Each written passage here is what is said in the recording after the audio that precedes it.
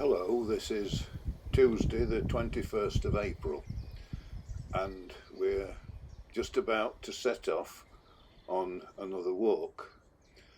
We are actually on Chase Road, which is on the west side of the Malvern Hills, and over to our right we can see the wonderful views over into Herefordshire and beyond there to Wales. And at the top of Chase Road we arrive at the signpost for the famous cafe that's been here since the 1920s, called The Kettle Sings. We're now going to cross the road, which is in fact Jubilee Drive, which was constructed in 1887 to mark the Golden Jubilee of Queen Victoria. And as will become very obvious, we're going to call this walk the Bluebell Walk. In the distance there you can see British camp known as Herefordshire Beacon. It is thought that this was first constructed in the 2nd century BC, no doubt as a place of safety to which those farming in the Severn Valley and the Herefordshire Plain could flee at the sight of the marauding Welsh. We're going to follow the west side of the hill to see these wonderful bluebells growing in open spaces as well as in the woodland. And this of course is Elgar country, and so I thought it would be very appropriate if we used as the music to accompany our walk a famous piece of music by Elgar, which I'm sure that many of you will recognise.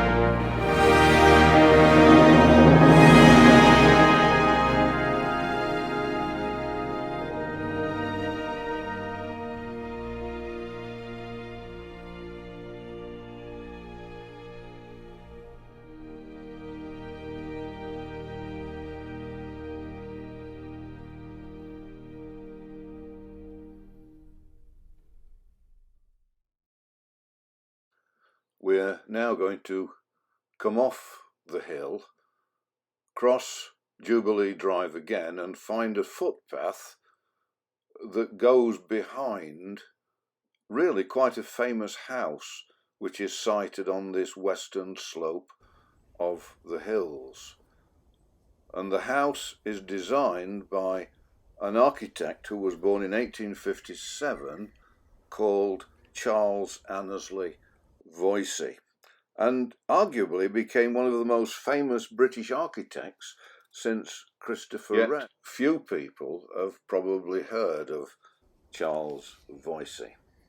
Well, the house we're going to look at and its garden is called Perrycroft, and it was his first major commission, and it was built in 1893 for a Birmingham industrialist and Member of Parliament called John Wilson.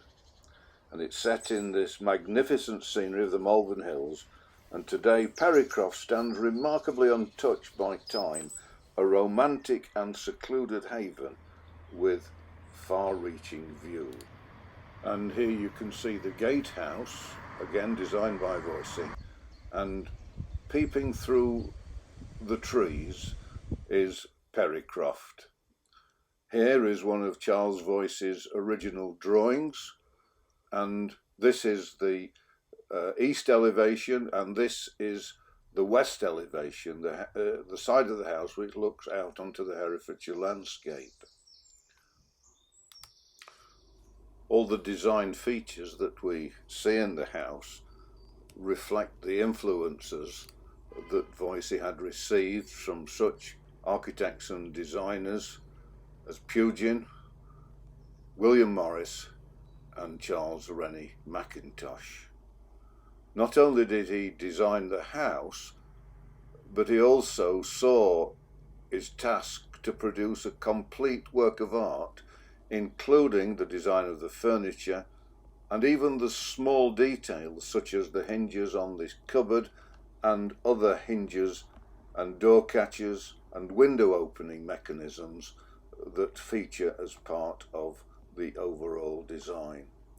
Voysey was not known as a garden designer, but the garden today reflects the kind of influences that come from the arts and crafts movement that were made famous later by such garden designers as Gertrude Jekyll and architects like Lutyens.